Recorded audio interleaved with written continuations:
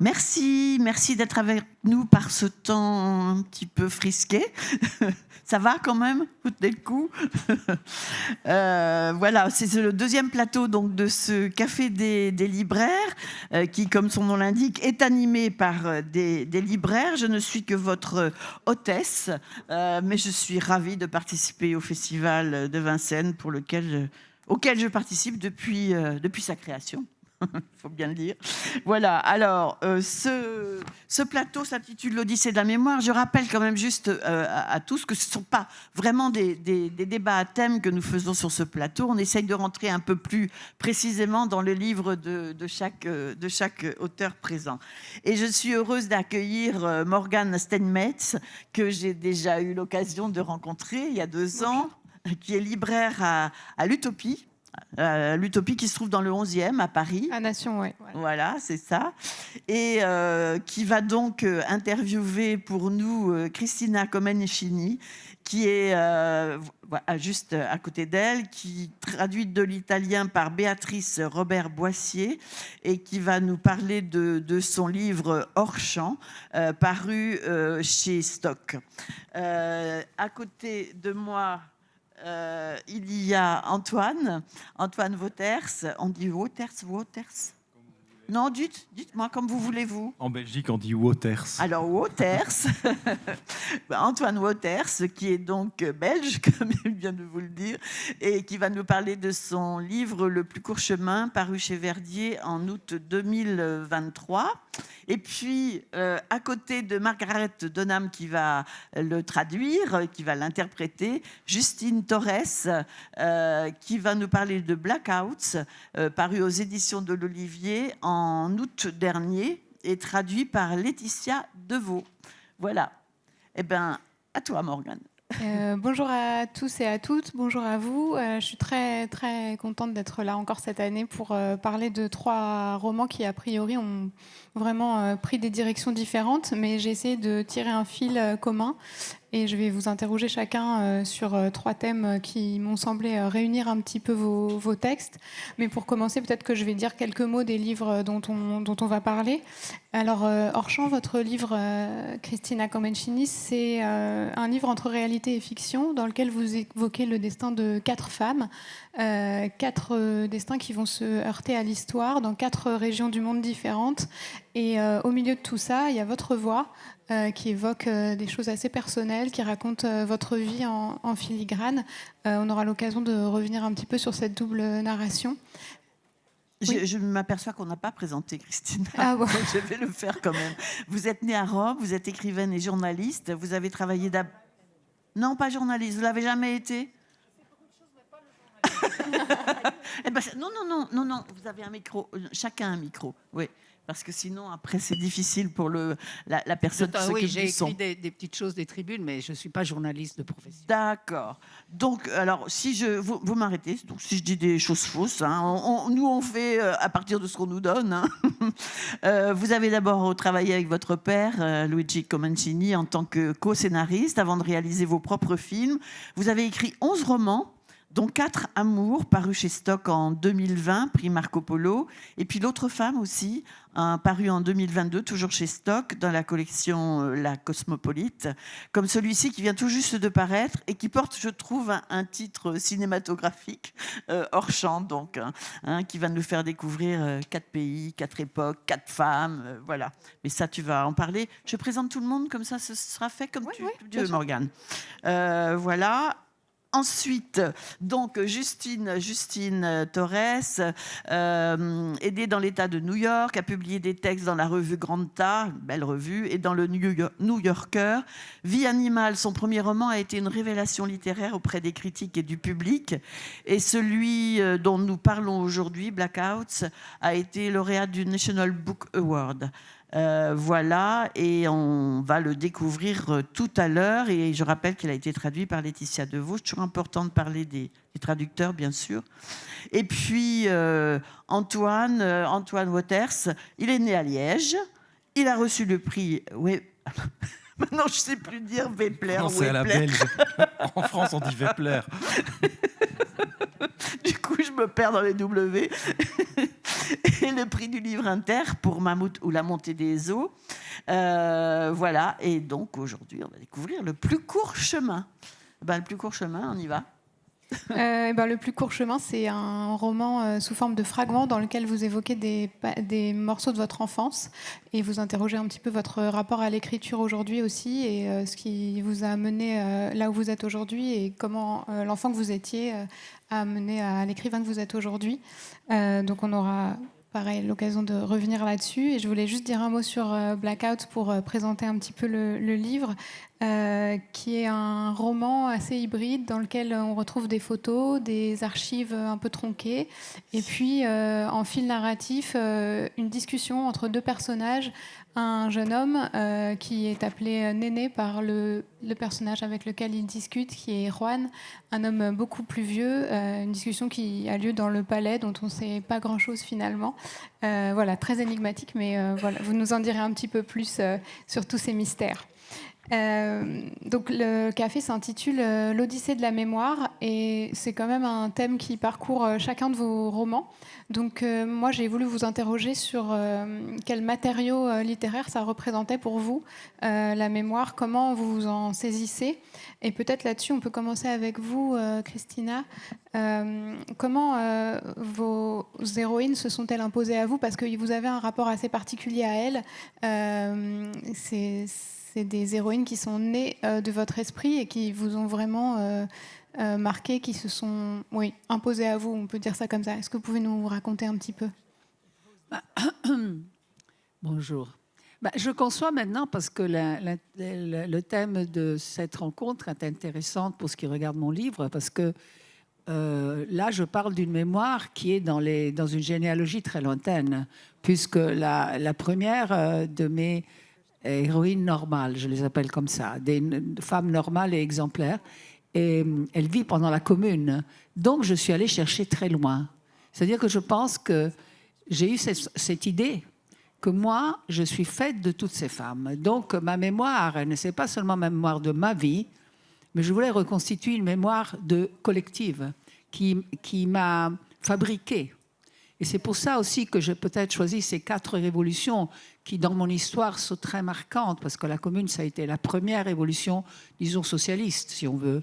Et puis la révolution russe, évidemment, c'est ce que c'est. La résistance italienne, qui aussi a été très importante après le fascisme. Et je raconte une histoire très particulière qui m'intéresse beaucoup pour comprendre l'Italie. Et puis la dernière, la chose qui me frôle plus comme c'est la mémoire la plus récente, c'est que c'est les années 60, la révolution sexuelle et de mœurs. Donc, si vous voulez, c'est l'idée qu'on a plus que la mémoire de notre propre vie. On a les mémoires qui se sont... Et surtout dans le cas d'une écrivaine femme, que je suis une écrivaine femme, et donc j'ai cette sensation qu'il y a ce silence des femmes dans l'histoire de la littérature et dans l'histoire tout court. Donc, c'est un livre qui m'a coûté beaucoup de travail parce qu'évidemment, je devais rentrer dans les périodes historiques, mais aussi dans la vie menue, les petites vies des gens. Donc, et en même temps, j'ai eu cette sensation qu'elles m'appartiennent. Donc, c'est elle. Le livre, c'est autobiographique parce que je raconte d'elle. C'est le renversement du sens de l'autobiographie. C'est que moi, en racontant d'elle, je sens que je raconte moi. Et donc, je vais de temps en temps... Je fais des allers-retours parce que c'est comme un dialogue entre moi et toutes ces femmes qui, à mon avis, ont renversé le point de vue sur l'histoire. Ça, c'est un autre thème dont on pourra parler. Et qui ne sont pas des femmes célèbres à proprement parler, hein. sont vraiment des petites vies des petites vies énormes. Qui se sont inscrites dans l'histoire. C'est comme si on mettait des vies... qui sont à l'arrière, petites comme ça. Moi, j'ai essayé de les repousser avant en disant, regardez, c'est des femmes exceptionnelles. Voilà. Moi, je me sens comme ça. Je ne me sens pas à une hauteur plus grande qu'elle. Voilà. Je me sens dans le même... je ne suis pas l'écrivaine qui les regarde. Je suis dedans. Voilà, c'est un peu ça l'idée.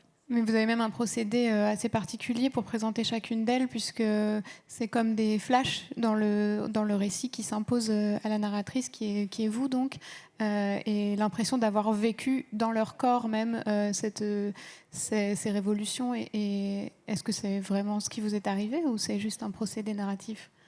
Non, ça m'est arrivé. Ça m'est arrivé, c'est des vides que j'ai eus et que j'ai rien. Je vais très bien, donc c'est pas une chose physique, mais j'ai eu ça. Et en vérité, on ne sait pas exactement, c'est du côté psychologique, je pense. Mais à part ça, j'ai la sensation de les toucher un peu. Mais je pense que c'est les écrivains qui, quand ils écrivent des personnages, ils commencent à être comme dans une communication totale. Et puis, des fois, ils sont bons. Quelqu'un meurt ou bien le livre finit, mais c'est un voyage.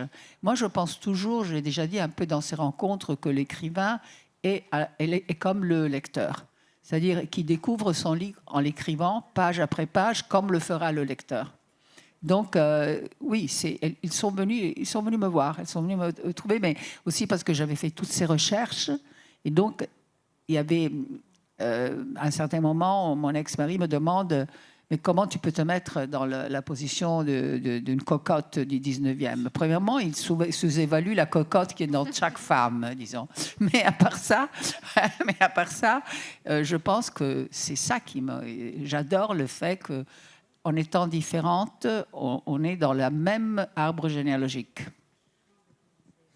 Je pense que vous voyez un petit peu où je peux en venir en écoutant Christina, parce qu'il y a des liens évidents, notamment avec vos deux personnages, Justine, qui sont un peu les héritiers d'une histoire queer en background, si on peut dire. Et puis, il y a aussi la mémoire du jeune garçon et ce qui lui est arrivé dans un temps plus contemporain. Donc, est-ce que vous pouvez un petit peu nous expliquer qui sont ces deux personnages et comment la mémoire et les souvenirs s'articulent pour former Blackouts? Yeah, thanks. The main character is a young man in his 20s, and he's gone to visit an older man who's dying on his deathbed. And I think kind of similar, I was really interested in collective memory. I was interested in kind of collective queer history. And so what they talk about as he's kind of tending to him on his deathbed is the queer past. And I'll pause there. Oui, merci beaucoup. Effectivement, l'un des personnages principaux est un jeune homme de 20 ans qui rend visite à quelqu'un de bien plus âgé qui est sur son lit de mort. Et c'est assez similaire à ce que disait Christina. Il y a cette idée de mémoire collective et moi j'ai voulu aussi mettre en page l'histoire collective de l'histoire queer. And specifically, they're talking about this real historical document, this medical study that happened in the 1930s, where all these volunteers came forward, and they were doing research into homosexuality, and they told everything about their sex lives, they told everything about their family lives, and these doctors came up with all these theories about where homosexuality came from. There's a lot of eugenics, a lot of like pseudo-Freudian stuff, really kind of damaging stuff. But when I read the document, the historical document, I was just captivated by these personal testimonies. I was kind of haunted by them. They kind of lived with me for a while. And so the book was kind of a way of thinking about how do we recover lives and voices that have been erased.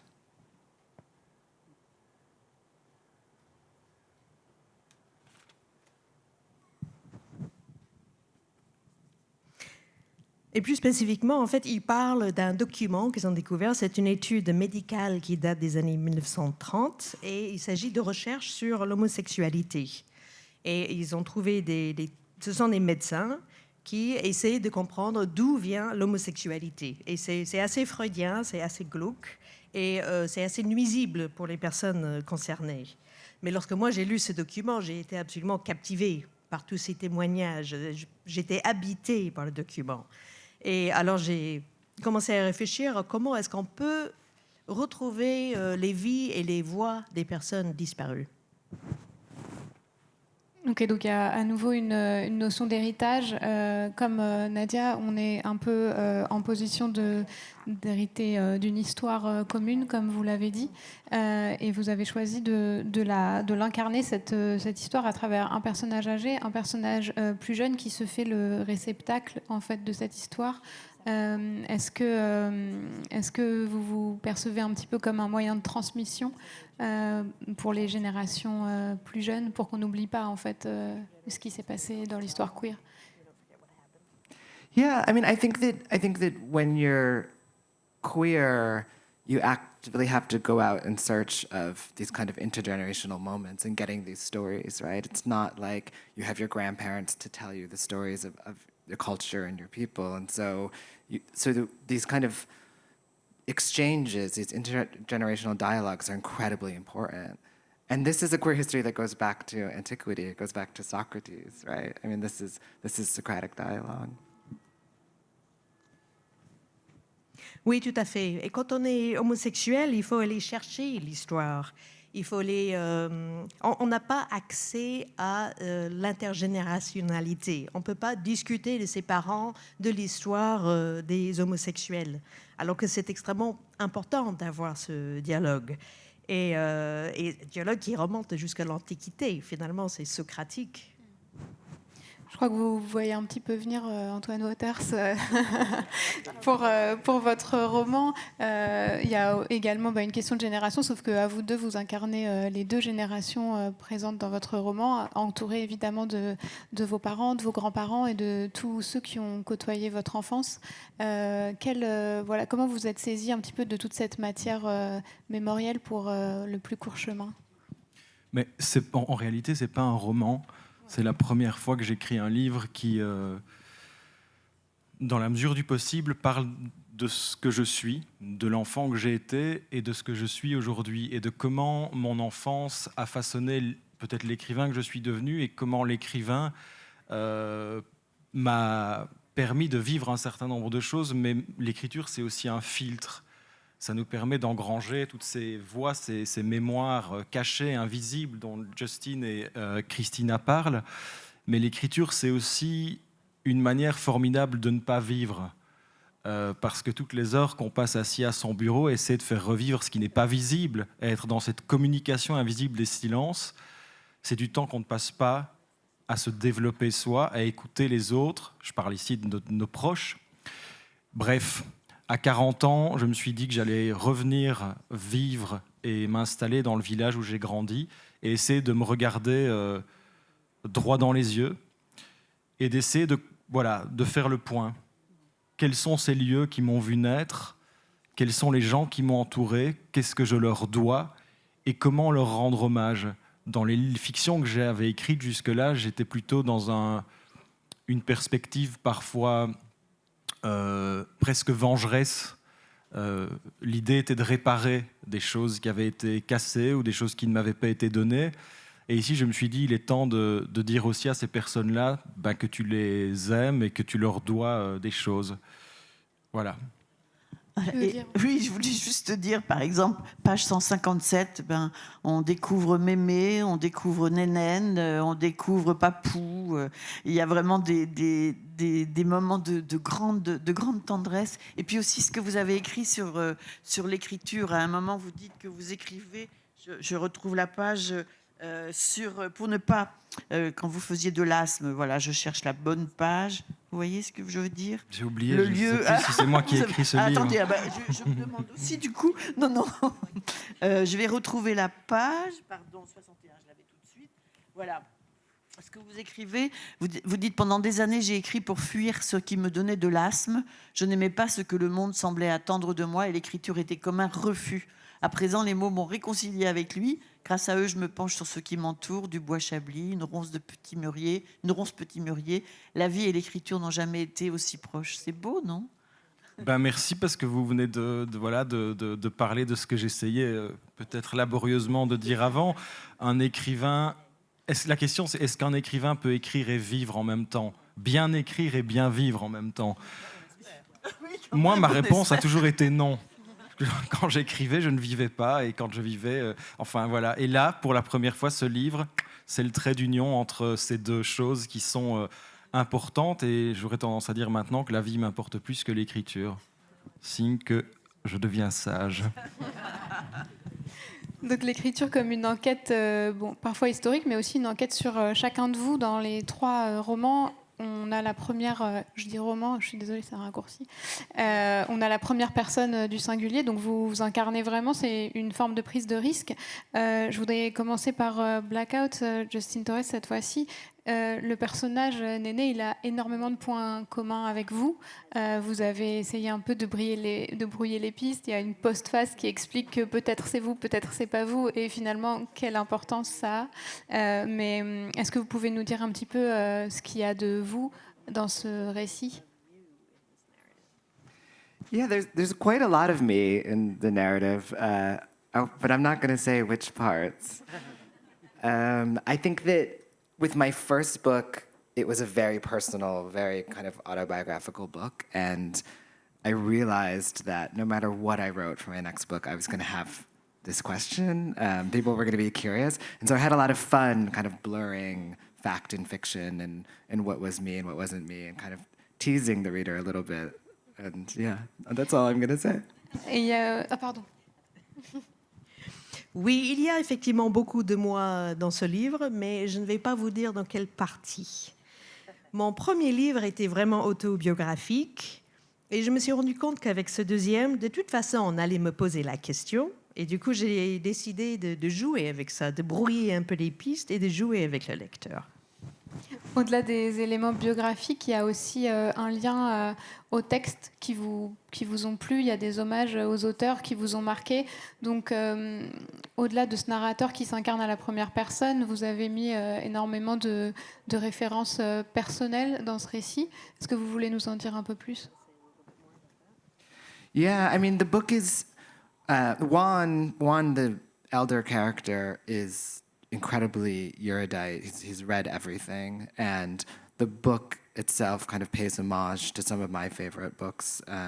Manuel Puig's Kiss of the Spider Woman it's structurally very similar to that book. There's also a lot of personal documents mixed in with the kind of archival official documents. There are all these images that I came across or found, or images that are personal to me, and I wanted the reader to feel like they were shuffling through an archive they couldn't quite make sense of, because that's what I had been doing. Effectivement, le personnage Juan est très érudit. Il a absolument tout lu. Et pour moi, c'était une manière aussi de rendre hommage aux livres qui m'ont marqué, mes livres préférés. Un peu comme je voulais que le lecteur ait l'impression de feuilleter les archives, sans être tout à fait clair de la structure, etc., un peu comme moi je l'étais à feuilleter ces archives. Je crois que vous avez un peu répondu à ma question auparavant, Antoine Waters, mais peut-être qu'on peut s'étendre un peu plus sur votre place dans ce récit. Pourquoi, à ce moment-là, vous pensez que le jeu est devenu essentiel, puisque jusqu'à maintenant, vous l'aviez soigneusement évité? Parce que peut-être qu'à un moment, il est temps d'essayer de s'assumer. En écrivant, on découvre beaucoup de choses sur soi, mais on se fuit également pas mal. C'est paradoxal et ambigu. Mais c'est vrai que les livres que j'ai écrits jusqu'ici, j'ai toujours pris un malin plaisir à dire plutôt « nous ».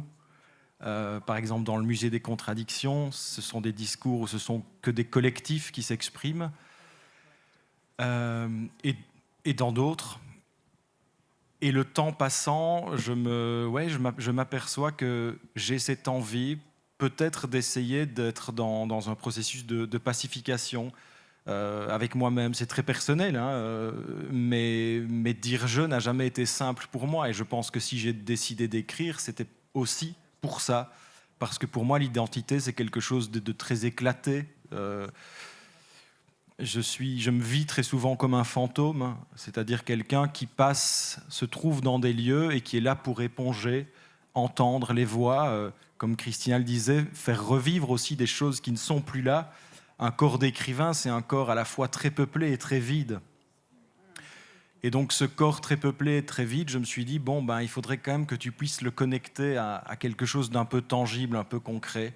Et je me suis lancé dans cette écriture. Mais comme je n'aime pas tellement dire « je », je voudrais faire une toute petite parenthèse, parce que, très brève, pour dire que j'ai découvert le travail de Justin Torres il y a 5 ans, et que je profite d'être ici sur scène pour vous dire que vous devez tous lire son livre. c'est très gênant parce que quand on a un livre qui a eu beaucoup de succès, comme c'est le cas, on peut devenir jaloux presque du succès qu'on a eu. On parle de l'autre livre, le premier De Vie animale. Vie animale, c'est ça. Et c'est un vrai chef-d'œuvre. Et moi, je suis en train de lire le nouveau et je voulais lui dire et vous dire qu'il faut vraiment vous précipiter sur ce texte et Christina aussi sur ses livres. Mais je n'ai pas l'occasion tous les jours de faire une rencontre avec Justine Torres. Voilà. Blushing. I'm sorry, Justin. Thank you very much. Il se passe de jolies choses sur ce plateau. Je trouve intéressant aussi quand même dans le livre de Christina l'idée que quand même on puisse habiter, j'allais dire habiter, le corps, le cœur, l'âme de ces femmes, parce qu'on passe quand même de Héloïse, qui est une courtisane qui vit en 1871, il y a au moment de la Commune de Paris, il y a Sophia qui rêve de devenir actrice, mais qui en sera empêchée à cause de la Révolution d'octobre, donc 1917. Il y a Éclat, qui en 1944 a participé, qui a 44-45 a participé à la résistance italienne.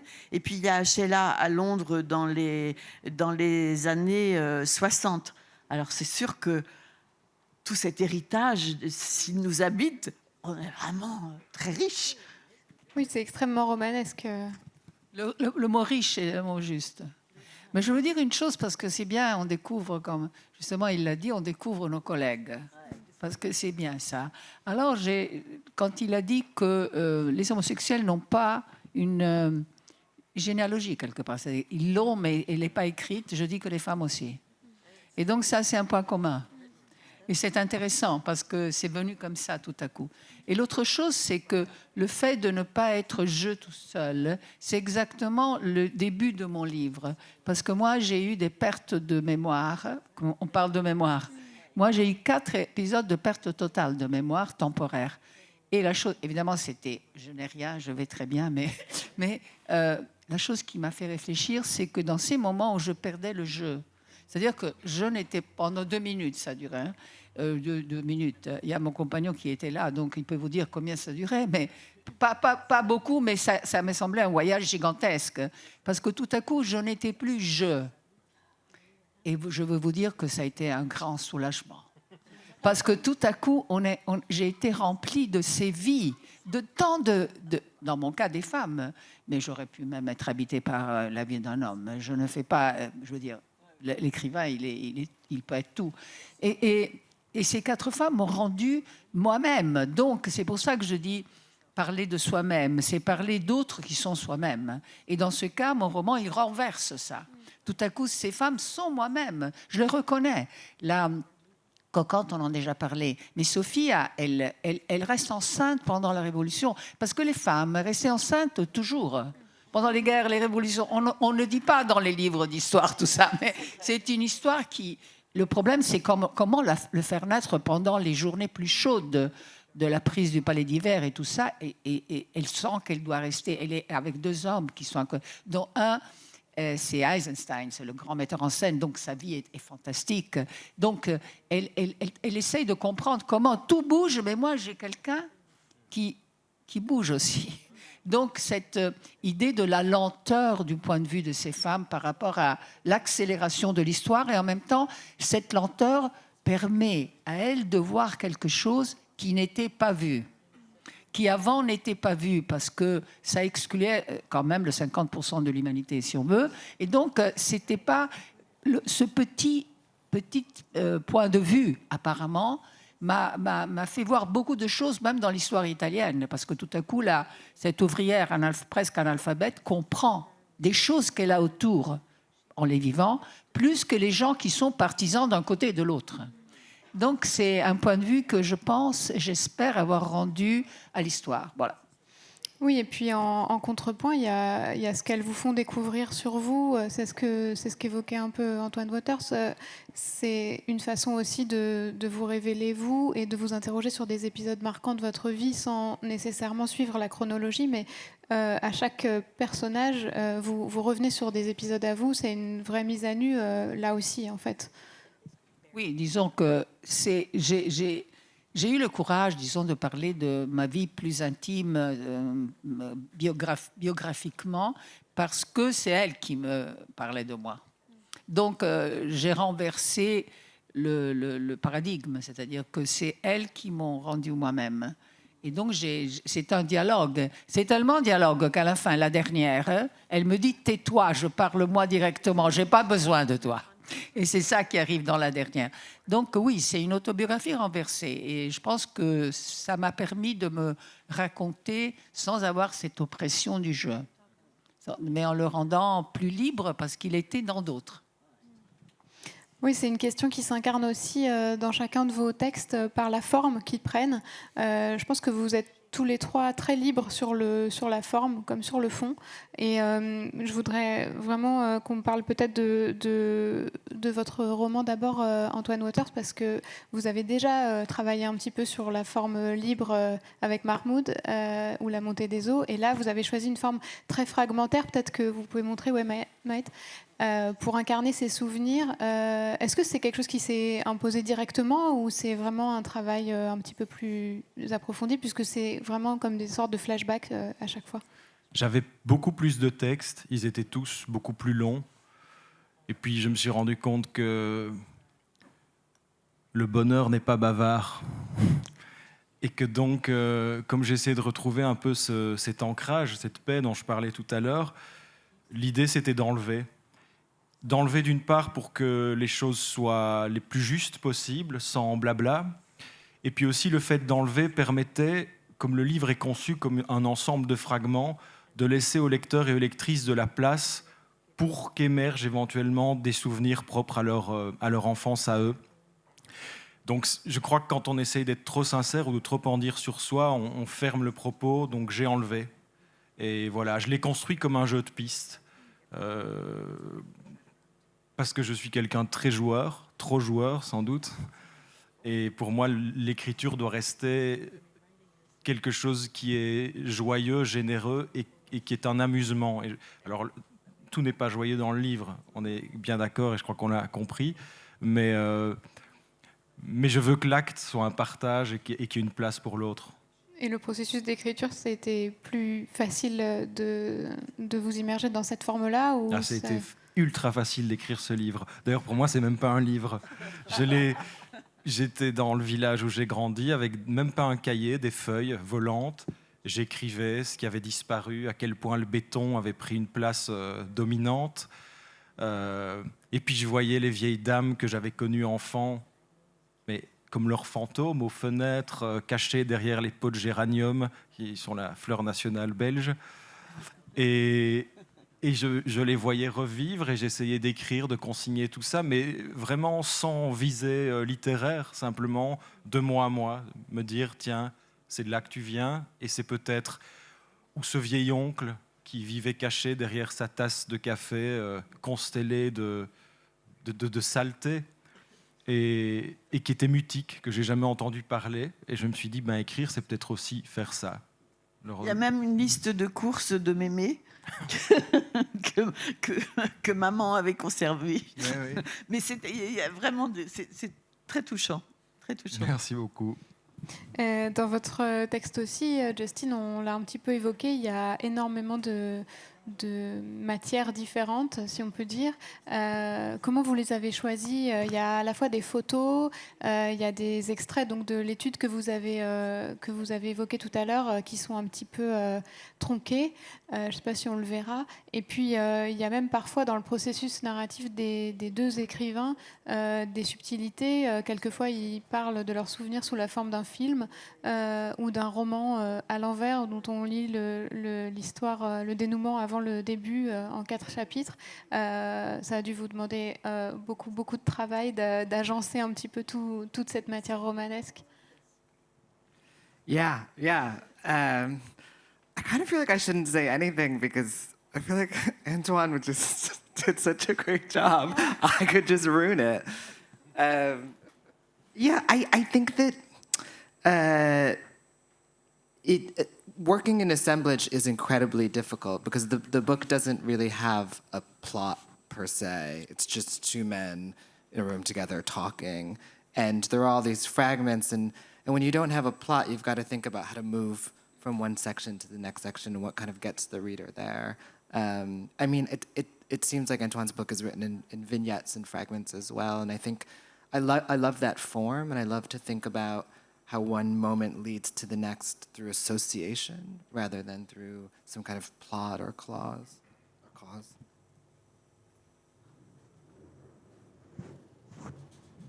Oui, effectivement. Mais j'ai presque envie de ne rien dire parce que ce qu'a dit Antoine était tellement formidable que je n'ai pas envie d'en défaire.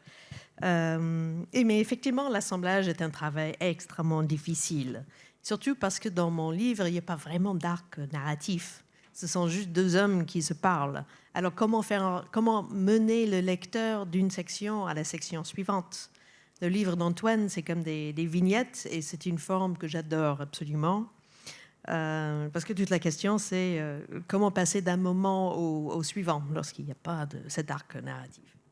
But one of the really fascinating things about being on this panel is that the title of my book is Blackouts, and it refers to many things. One of the things it refers to is the literal blacking out of the text of this archival document. But another thing is that the narrator is having these blackouts, is having these moments where he loses all time and memory and space. And I think that the way you described it is exactly right. When you erase the self, so much rushes in. Everything else rushes in. Because for a moment, that ego is silenced and you can kind of hear other things. Oui, je trouve ce panel assez fascinant. Bon, le titre de mon livre, c'est Blackouts. Et c'est un mot qui veut dire pas mal de choses. C'est soit un texte expurgé, comme on a ici, mais ça peut être aussi le narrateur avec des pertes de mémoire ou des pertes de notion de temps et d'espace. Et effectivement, lorsqu'on se perd soi-même, lorsqu'on se tait, il y a tout le reste qu'on se met à entendre. Juste un instant, ça me permet de souligner le talent de Brinda Sitanen, qui travaille à la librairie 1000 pages, qui travaille pour le festival America et qui a construit ces panels, qui a construit ces rencontres. Et je dois dire que cette année, vraiment, c'est extraordinaire. Il y a beaucoup de connexions entre les auteurs qui viennent parler de leurs livres, mais des connexions entre eux, des connexions entre les livres qui n'apparaissent pas absolument évidentes au départ et qui se révèlent. Et c'est formidable, vraiment. Je la salue et je vous encourage à l'applaudir. Elle le mérite vraiment. Mais je voulais juste que vous nous parliez un peu des photos et de... Je ne sais pas si on peut les voir un peu mieux. Qu'est-ce que c'est, si en Pascal, fait le réalisateur, veut bien oui. les prendre, voilà, les images comme ça. Certaines particulières ou non, juste, tout mélangé. D'où elles viennent? Est-ce que ce sont vos photos à vous? Ou c'est un mélange, je crois? Vous le dites un petit peu à la fin. So in the kind of medical study that happened in the 1930s, after these queer people came and they told their stories, they photographed them naked and they kind of blurred out their faces. And it was a very kind of cold scientific image that I knew I wanted to include in the book. And then I thought that it would be very important to include other images that are perhaps more joyous and more celebratory of figures from that era, right? And so I started to look for other kinds of images that were perhaps more erotic or taken through a more loving lens. And then I just found all kinds of amazing stuff and just more and more started including things. And there are lots of personal photographs as well from my own personal collection that again, I'm not going to say too much more. Oui, tout d'abord, il y a des photos qui proviennent de cette étude médicale des années 1930, lorsque les personnes ont donné leur témoignage. Ensuite, on les photographié. Ce sont les photos de personnages nus. On a flouté les visages, mais c'est très scientifique et très, très froid. Donc je me suis dit, non, il serait quand même important que j'ajoute des photos un peu plus joyeuses, un peu qui reflètent aussi d'autres côtés de cette période. Donc j'ai cherché d'autres photos de cette même période qui seraient peut-être érotiques ou plus aimantes en tout cas. Et puis également des photos qui viennent de mes archives personnelles, mais là, je ne vais pas en dire plus. And I'll just say one last tiny thing. And I think that I was trying to create a kind of a narrative of this historical moment, and at the same time a counter narrative, a narrative that's against the kind of medical dominant narrative. Et en fait, je pense que je voulais créer un récit de ce moment historique, mais en même temps un anti-récit qui soit le contraire de cette froideur. Oui, ce lien entre l'histoire et le récit personnel, c'est aussi présent chez vous, Christina. Comment vous avez réussi de la même manière à articuler ces deux voix? Puisque quelquefois, vous entrez dans le destin d'une de vos héroïnes, et puis hop, vous glissez chez vous, et puis vous y revenez ensuite à des moments qui sont parfois très dramatiques. Je pense à la cocotte et justement au récit de la commune que vous faites, qui est vraiment un récit par ellipse. De la même manière, vous les faites côtoyer des grands hommes, comme il y a Garibaldi, il y a Victor Hugo, il y a énormément de grands hommes qui jalonnent un petit peu ce texte. Et au milieu, donc, il y a ces petites voix dont on a parlé au départ. Ça fait énormément de matériaux romanesques. Comment vous vous êtes un petit peu dépêtré de tout ça pour les restituer au mieux? Disons qu'à la base, il y a quand même un travail de recherche et de travail qui n'était pas seulement historique, parce qu'évidemment, les événements, on les a plus ou moins étudiés à l'école. Il faut toujours pour moi, qui n'aime pas les dates, je dois toujours les revoir. Mais la chose qui était bien pour moi, ça a été de lire des livres sur la vie des gens. Et puis, à un certain moment, j'ai imaginé. Et comme ça arrive en littérature, l'imagination, c'est la vérité. C'est-à-dire qu'après, quand les historiens, parce que je les fais lire quand même, ils ont dit oui, c'était ça. Et donc, il faut avoir confiance dans le fait qu'on doit tout savoir, et puis oublier aussi, pour pouvoir créer des personnages qui sont vrais, parce qu'ils sont créés par l'imagination. Ils sont plus vrais que les vrais. Dans le cas, par exemple, de la cocotte, évidemment, mais qui n'est pas la seule, parce qu'il y a l'autre personnage qui est son amie intime, qui est la photographe, qui est folle de Victor Hugo. Donc, il le rencontre parce que il y a eu, pendant les jours de la Commune, Victor Hugo a perdu son fils. Et donc, quand elle participe à l'hôtel de ville, à tout ce qui était en train de passer, il voit tout à coup passer le grand Victor Hugo avec le cercueil de son fils. Donc, elle s'évanouit parce que c'était... Et donc, il y a des choses que je mets ensemble en pensant aux personnages et en pensant à des faits qui sont arrivés à côté des grands faits. Et tout à coup, ça rend non seulement, d'une façon romanesque, comme vous dites, les personnages, mais aussi, ça rend la vérité des choses. Et ça rend moi-même, parce que, par exemple, quand Sophia... doit accoucher pendant qu'il y a la grande réunion où les bolcheviks ont pris le pouvoir, parce que les bolcheviks ont pris le pouvoir comme ça, elle va accoucher avec l'aide d'un des deux hommes qui sont là, et tout à coup, il y a l'extérieur qui est en révolution totale, et son petit coin que moi, j'ai eu sur moi-même, parce que j'ai pratiquement élevé 4 enfants, et donc je sais qu'on est hors du monde. Et en même temps, on est fondamental pour le monde, puisqu'on fait naître. La naissance n'a jamais habité ni la philosophie, ni la pensée, pas tellement la littérature. Et la naissance, c'est penser, c'est pas la nature. La naissance, c'est quelque chose qu'on fait en pensant, en éprouvant des choses. Et toutes ces choses-là, je les ai mis à côté des grandes idées, des choses qui sont... Parce que c'est quelque chose qui manque. Si on raisonne vraiment dans la philosophie, on parle beaucoup de la mort, mais très rarement de la naissance. Moi, je dis des fois qu'il faut vraiment faire naître la naissance. C'est-à-dire qu'il faut la mettre au monde dans la pensée, dans l'élaboration, dans l'importance que ça a pour chacun de nous, parce que c'est l'origine aussi.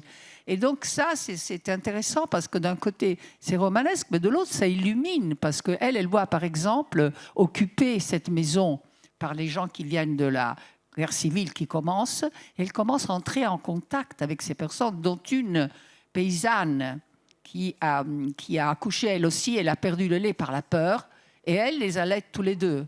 C'est pas une révolution, ça ? C'est une grande révolution d'allaiter leur propre enfant et celui de l'autre.